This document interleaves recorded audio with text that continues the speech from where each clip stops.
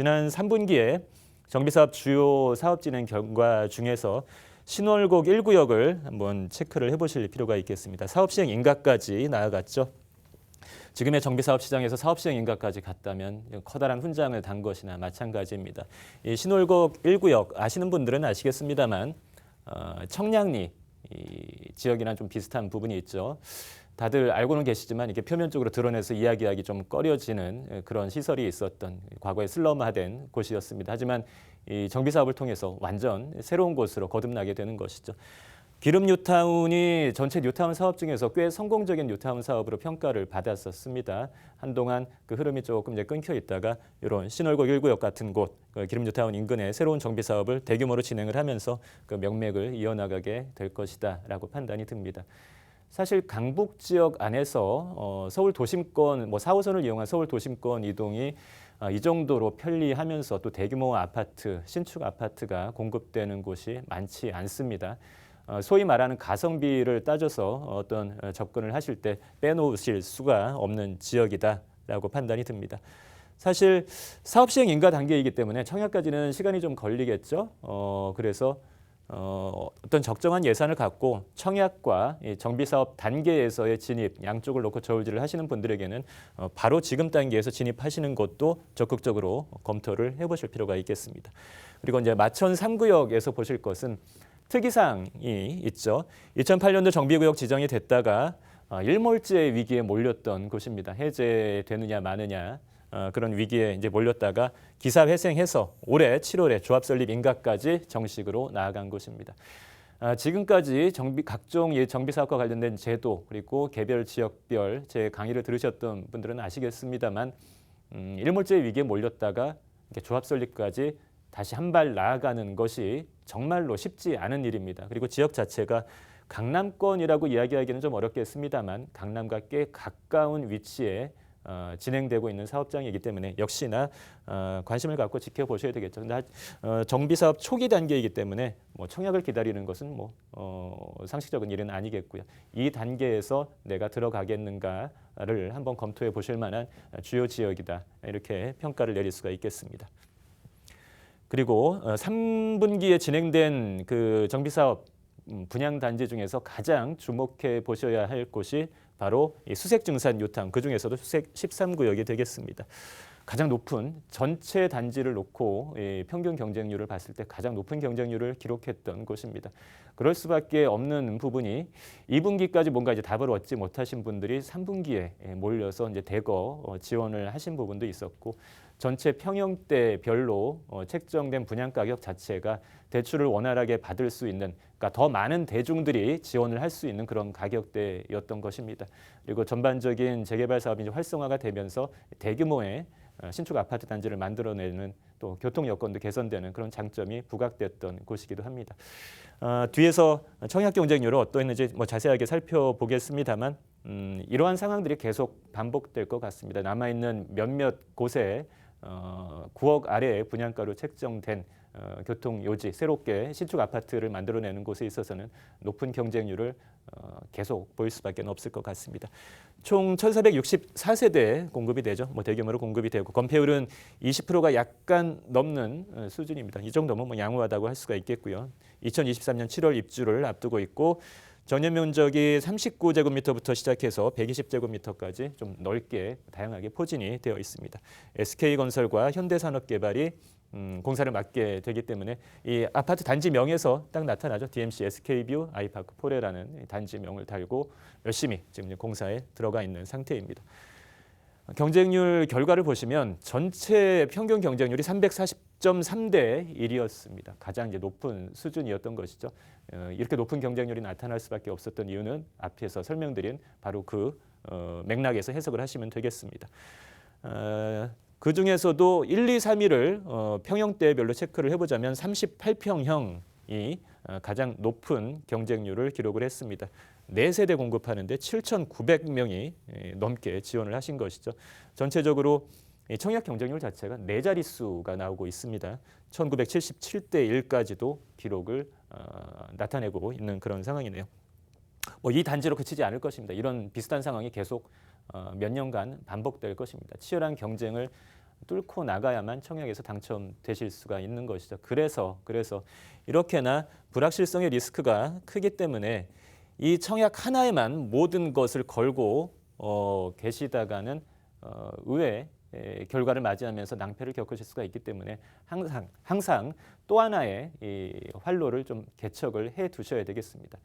재개발 혹은 재건축 시장에서 내가 갖고 있는 예산으로 지금 진입할 수 있는 곳이 어디인지를 항상 같은 투트랙 전략을 유지하셔야만 가능성을 가져가실 수 있다라는 거 꼭 기억을 하십시오. 이 경쟁률을 다시 한번 머릿속에 담아두시면서 내가 과연 이 경쟁률을 뚫고 나갈 수 있겠는가?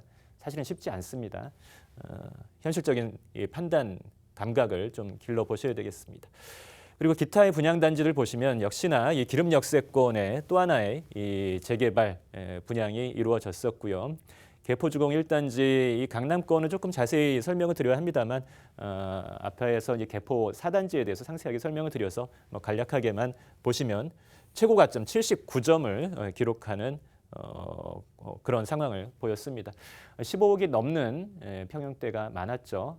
대출 전혀 안 나오는 부분 때문에 서울의 아파트 시장이 좀 침체될 것이다라는 예측, 함부로 그런 예측하면 안 되는 시장입니다. 전혀 대출과 상관없이 잘 돌아가고 있는 시장입니다. 상계 6구역에서는 노원 롯데캐슬 시그니처가 또 최고 가점 75점으로 성공연이 분양이 이루어졌었고요. 강동에서 천호 1구역 재개발을 통해서 중흥 S클래스가 이제 분양을 이루었죠. 강동 쪽의 분양이 그래도 이제 원활하게 이루어지고 있는 상태입니다. 강남권의 소규모입니다만 대치 구마을 재건축을 통해서 대치 푸르지오 서밋도 분양이 이루어진 상태입니다. 근데 전체적으로 보시면 1분기부터 지금 3분기까지 설명을 드리고 있는데 진행됐던 지역들이 계속 반복되고 있다라는 것을 아마 느끼실 수가 있을 것입니다. 몇몇 동일하게 이제 반복되는 유사한 지역에서 한 곳에서는 이제 분양을 하고 한 곳에서는 사업 시행 인가까지 나아가고 이렇게 계속 이제 순환되는 모습을 보실 수가 있는 것이죠. 지금 이 정비 사업에서 이렇게 선순환의 열차를 타고 계속 반복하면서 무언가를 만들어내는 곳들, 그런 곳들에 주목을 하셔야 되겠습니다. 그냥 막연하게 돈 묻어두고 언젠가는 되겠지, 10년 정도 기다려볼까, 이런 생각 지금 함부로 하시면 안 되는 시장입니다. 그리고 자양 1주택 재건축을 통해서 롯데캐슬 리버파크 시그니처라는 긴 단지명의 아파트들이 분양을 이루었습니다. 이 자양동 문의하시는 분들이 많습니다. 공공재개발 신청도 하고 해서 문의하시는 분들이 많은데 구의자양 재정비 촉진지구에 대해서 좀 너무 확대 해석을 하시면 안 되겠습니다. 이 자양동 일대 전체 재개발시켜주는 그런 의미가 아니었다라는 부분. 그리고 현재 진행되고 있는 곳, 그리고 혹은 이렇게 자양 1주택 재건축처럼 분양까지 이르는 곳들은 과거에 지금은 없어진 법안입니다만 단독주택 재건축 방식을 통해서 진행됐던 곳들입니다. 남아있는 곳들은 사실 아무것도 없는 현 상태에서 새롭게 정비 사업을 진행하기가 여의치 않은 여건입니다. 노후도 여건을 보시더라도 마찬가지고요. 그래서 함부로 이 현재 진행되고 있는 곳 이외에 다른 곳들도 용산에 그러니까 마구잡이식으로 투자를 하듯이 여기도 묻어두면 왠지 되지 않을까, 이런 생각 함부로 가지셔서는 안 되는 대표적인 곳 중에 하나입니다. 역시 천호 성내 3구역 재개발 강동 쪽에 계속 분양 물량이 잡히고 있죠. 앞서 설명드린 수색 13구역 이외에 수색 6구역과 증산 2구역, 이 수색 증산 뉴타운에서 계속 성공적인 분양 결과를 만들어내고 있습니다. 수색 증산 뉴타운도 서울에서 이미 이 34평형 10억을 넘기게 되는 그런 지역으로 분류가 되고 있기 때문에 가성비를 찾아서 그래도 어떻게든 서울 안에서 내 집을 마련하시고자 하는 분들이라면 계속 관심 갖고 공략을 해보셔야 될 그런 지역이 되겠습니다. 이 신정 뉴타운 인근의 신월 4구역 신목동 8학원에서는 특이한 점이 청약가점 만점이 나왔습니다. 만점. 여러분들 지금 청약가점 내 점수가 몇 점 정도인지 늘 체크를 하고 계셔야 된다라고 말씀을 드렸죠. 만점자도 나오고 있는 그런 실정입니다. 쉽지 않은 시장이죠, 정말. 그 다음에 입주단지도 쭉 살펴보시면 반복되는 지역들이 계속 나타나고 있죠. 영등포에 또 입주단지가 있었고요. 그리고 부가현 힐스테이트 신촌, 한번 먼저 보실까요? 부가현 1-1구역 재개발 아파트가 되겠습니다. 현재 부가현 2구역과 3구역이 사업 시행 인가까지 가서 이제 남아 있는 차기 주자가 되는 것이고 1-1구역이 먼저 입주를 했는데 가장 최근 거래가는 14억 7천만 원으로 잡힙니다만 급매물에 해당되지 않을까라고 예측이 됩니다. 사실 이 단지 자체에서도 입주권이 16억 이상의 이제 거래가 된 사례도 있었고 일반적인 이 지역의 아현뉴타운, 부가현뉴타운의 34평형의 일반적인 가격은 16억에서 18억 정도의 거래가 되고 있는 상황이다라는 부분 좀 참고를 해두시면 좋겠습니다. 아현뉴타운, 부가현뉴타운은 지난 10년간 좀 확장하자면 15년간의 전체 뉴타운 사업에서 가장 큰 성공을 거둔 곳이라고 이렇게 해석을 내려드릴 수가 있겠습니다. 과거의 위상과는 너무나 판이하게 지금 달라져 있고요. 앞으로도 상당 기간 이 강남을 제외한 아파트 단지의 주요 지역으로서 그 위상이 점점 높아져 갈 것으로 예측이 됩니다. 용산 센트럴파크 해링턴 스퀘어 국제 빌딩 주변 4구역 재개발 그 결과물이 되겠습니다. 이 아파트가 이제 만들어졌는데 정말로 용산에서는 보기 드물게 희소하게 만들어진 아파트입니다. 용산 중에서도 이 용산다운 용산은 공원을 중심으로 해서 남단 쪽부터 한남뉴타운이 있는 이 동쪽까지 뭐 서빙고, 동빙고, 뭐 이촌동부터 이 한남뉴타운까지를 생각하시면 되겠는데 보통 거기를 제외한 곳들 더 먼저 보시죠. 뭐 돈이 없기 때문이다라는 것은 알고 있습니다만 용산다운 용산은 아닌 곳들입니다. 근데 아직까지 이 공원의 남단 쪽에 있는 진행되고 있는 리모델링이나 재건축이 초기 단계에 있고 또 한남뉴타운도 시간이 좀 남아 있는 상태이기 때문에 이제 그런 곳들의 새 아파트를 본격적으로 만들어내기 전까지는 정말 희소성 높게 용산에 만들어진 새 아파트이기 때문에 상당 기간 많은 뭐 실거주 수요 혹은 투자 수요에 관심이 몰릴 수밖에는 없을 것으로 예측이 됩니다. 개포시형 재건축도 이 개포지구도 반포지구 그 뒤를 이어서 계속 활발하게 남아있는 지구들의 재건축 사업이 완성되어가는 모습을 보실 수가 있겠습니다. 이 제가 면목동 사가정 센트럴 아이파크 얘를 이제 가장 마지막에 놔두고 이제 설명을 드리는데요. 1505세대를 입주가 된 상태입니다. 지금 34평형의 실거래가가 11억 5천만 원으로 최근에 집계가 된 내역이 있습니다. 왜 말씀을 드리냐면 사실 재건축이 진행되는 그 과정에서 이 면목 3구역 아파트의 투자 금액이 몇 년 전에 굉장히 적었습니다. 여러분들께서 막연한 정비 사업의 환상을 꿈꾸면서 아까운 줄 모르고 2억, 3억 내 돈 막 쓰시죠. 그 정도 돈이면 충분히 매입할 수 있었던 아파트였습니다. 그때 당시에 확실하게 정비 사업이 진행되는 이 면목 3구역 재건축 아파트를 사셨던 분들은 지금 34평이 뭐 11억 5천 가격 올라가는 거 보면서 정말 편안한 상태에서 이 시장을 바라보실 수가 있었겠죠. 그런 겁니다. 어떤 지역이 갖고 있는 좀 포장된 미래에 대한 개발호조야 개발 압력으로 포장된 이미지에 취해서 투자를 하시는 것보다 약간 조용한 듯 하지만 확실하게 정비 사업이 진행되는 이름값은 조금 떨어진다 손 치더라도 그 지역의 이름값은 확실하게 정비 사업이 진행되는 곳은 전혀 다른 상품군으로 분류가 되기 때문에 좀 냉정함을 찾으시고 환상을 쫓아서 투자를 하지 마시기를 늘 강조를 드리는 겁니다. 대표적인 투자의 결과가 몇 년이 지난 다음에 어떻게 나타나는지를 보여드리는 대표적인 결과 사례가 될 것입니다. 그리고 이제 4분기로 넘어와서 이제 둔촌 주공을 좀 다뤄드리도록 하겠습니다. 굉장히 의미가 깊은 단지죠. 전체 세대수가 12,000세대, 예정된 세대수가 12,000세대가 넘습니다. 이 12,000세대가 어느 정도 규모인지를 좀 이해하시기 쉽게 말씀드리자면 2017년도에 서울의 분양 승인 실적이 4만 호가 좀 넘는 수준입니다. 서울 전체에. 그리고 2018년도에는 한 2만 5천 호 정도로 줄어듭니다. 근데 단일 단지가 지금 12,000호를 기록하고 있다는 것은 서울시 전체에 지금까지 진행되어 온 일반적인 공급 규모 대비 굉장히 큰 포지션을 차지하고 있다는 거죠. 그만큼 중요성이 큽니다. 규모가 크기 때문에 이 단지에서 진행될 그 결과가 분양가를 어떻게 책정을 할지에 대한 그 결과가 서울에 남아있는 다른 단지들에 또 영향을 미칠 가능성이 큽니다. 그래서 정부에서도 또 허그에서도 그리고 조합 입장에서도 서로 좀 강하게 자기 입장을 내세우면서 줄다리기를 하면서 시간이 길어지고 있는 그런 상태다라고 해석을 하시면 되겠죠. 일반 분양 물량이 4,786세대입니다. 조합원 분양 물량이 6,181세대.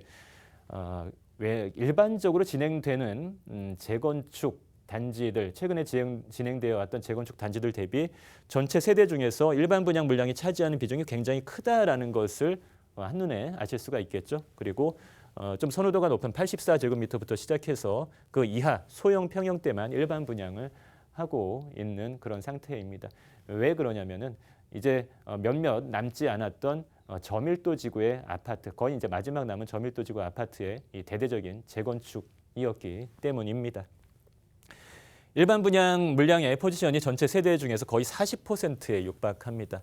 그만큼 세대수가 많이 잡혀 있기 때문에 이 둔촌주공 청약을 기다리시는 분들도 많이 있는 것이죠. 올해 진행이 됐으면 참 좋았겠습니다만 이제 내년으로 넘어가게 됩니다. 레미안 원밸리도 사실 마찬가지이죠.